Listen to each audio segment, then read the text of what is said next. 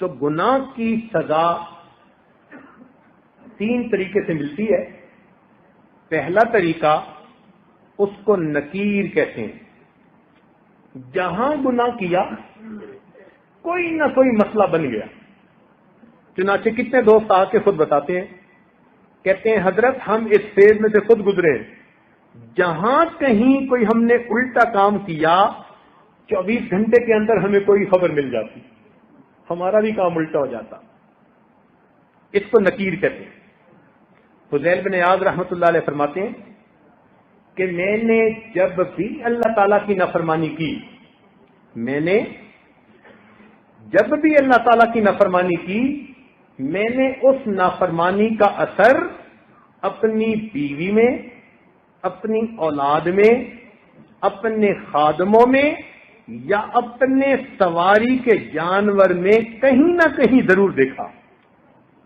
میں نے اللہ کی نافرمانی کی، میرے جتنے ماتحت تھے اس میں سے کسی نہ کسی نے میری نافرمانی کی۔ تو ہم غور کریں، اگر آج بیوی ہماری بات نہیں سنتی تو کہیں اللہ تعالیٰ کی نافرمانی کا یہ نقد سزا تو نہیں ہے؟ آج اولاد جو نافرمان بن گئی، کہیں اللہ تعالیٰ کی نافرمانی کی نقد سزا تو نہیں ہے؟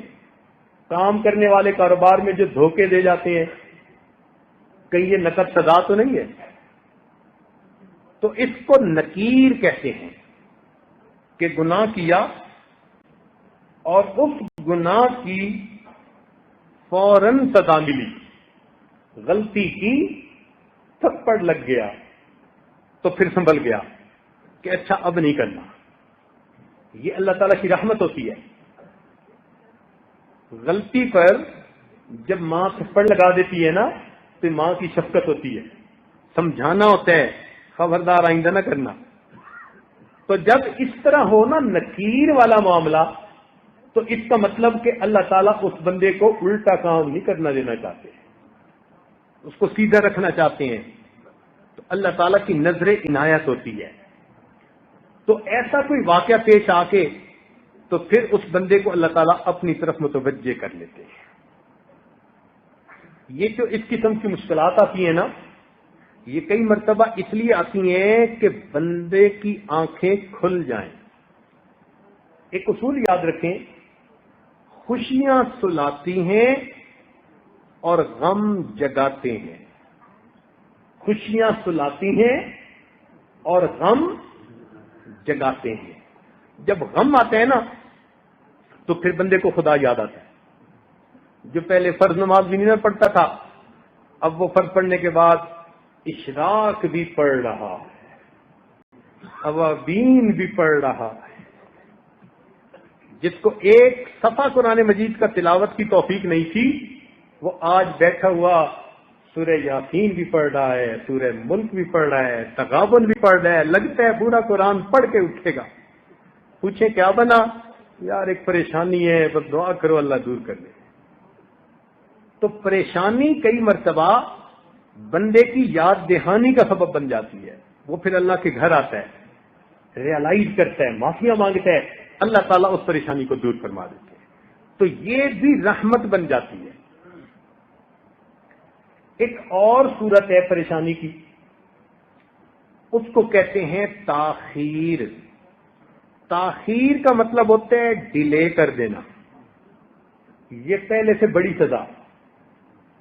وہ جو نقد تھپڑ لگتا تھا نا، یہ اس سے بڑی سزا کہ اللہ تعالیٰ اس کو فوراً تھپڑ نہیں لگاتے، موقع دے دیتے ہیں، ڈھیل دے دیتے ہیں۔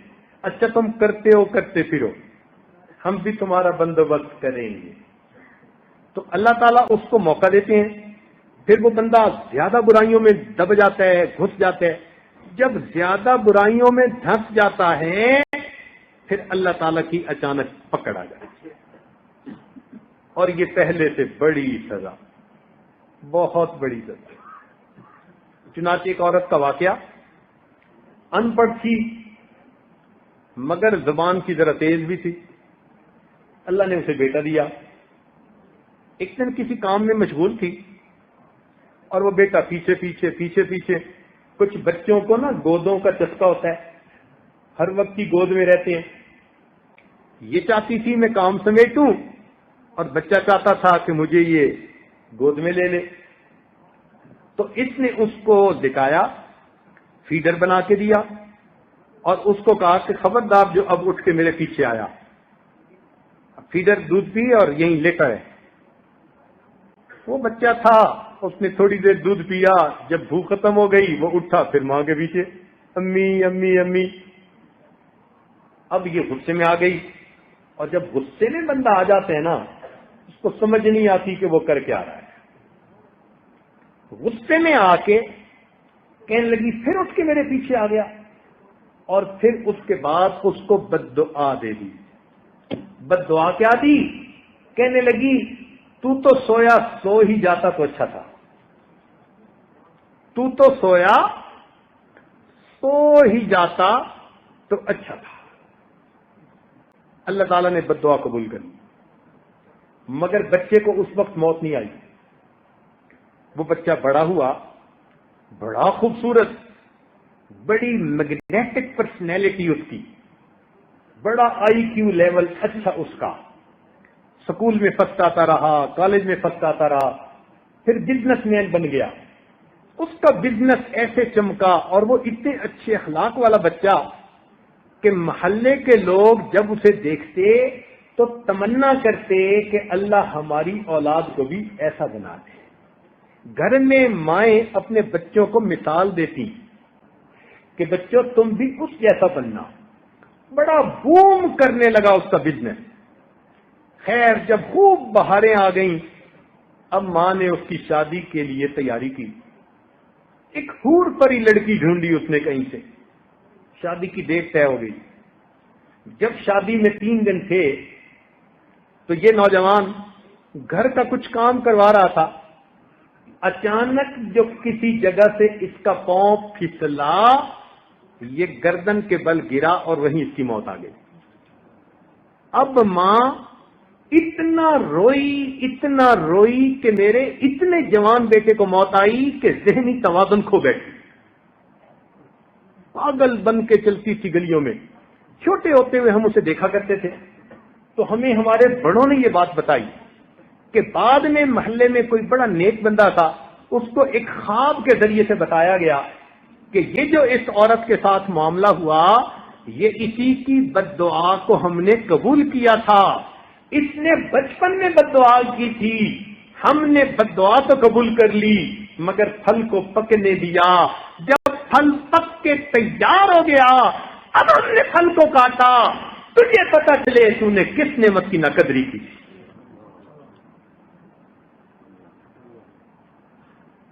کتنی بہنیں ہیں جو اپنے بھائیوں کو بد دعا دیتی ہیں، کتنی مائیں ہیں اپنے بیٹوں کو بد دعا دیتی ہیں، کتنی بیویاں ہیں اپنے خاندوں کو بد دعا دیتی ہیں، پھر بعد میں بیٹھ کے روتی ہیں.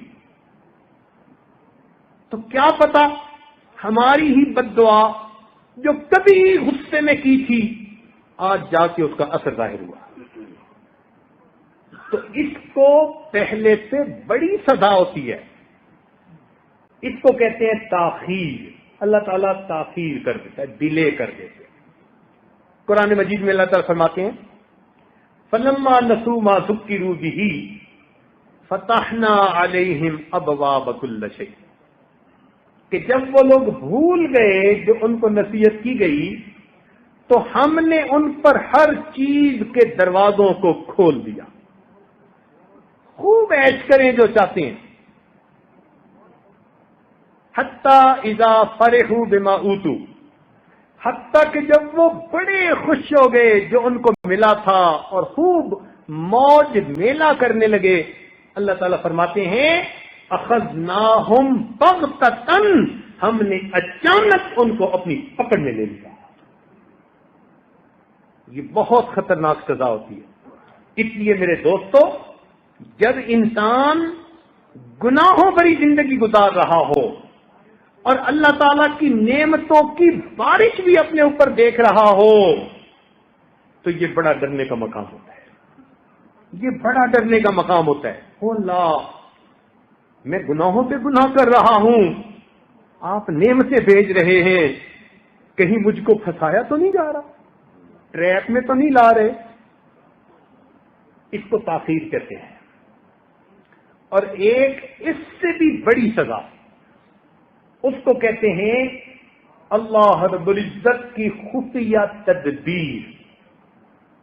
اللہ تعالی کی خفیہ تدبیر کہ اللہ تعالیٰ ایسی طرح سے بندے کو سزا دیتے ہیں کہ بندے کو پتہ بھی نہیں چلتا کہ یہ سزا تھی. ایسی طرح سے سزا دیتے ہیں. مثال کے طور پر جوانی میں بدماشیاں کی اور اللہ تعالیٰ نے بڑھاپے میں بیوی کو نافرمان بنا دیا.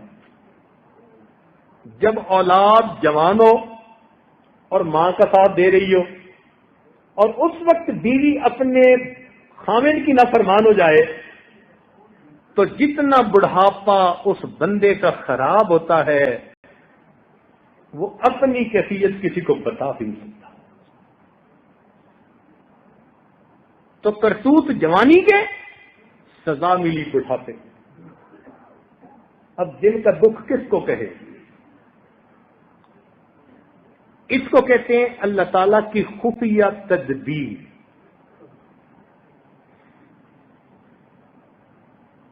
کوئی بیماری ایسی دے دی, نعمتوں سے محروم کر دیا. چنانچہ ایک عورت نے خط لکھا کہ حضرت 7 سال ہو گئے, میں قسم قسم کے کھانے بناتی ہوں اور گھر میں آئے ہوئے مہمانوں کے لیے دسترخوان سے لگاتی ہوں, لیکن خود السر کی مریضہ ہوں. 7 سال میں فقط جوسز وغیرہ پی کے گزارا کرتی ہوں, لیکوڈ چیزیں. روٹی کا ایک لقمہ بھی میرے منہ میں نہیں گیا. میں روٹی کو ترستی ہوں. اب 7 سال سے جس سے اللہ نے روٹی کی نعمت کو جو چھین لیا, اس کو احساس بھی نہیں کہ یہ میرے گناہ کی سزا تھی جو مجھے مل رہی. تو اس کو خوب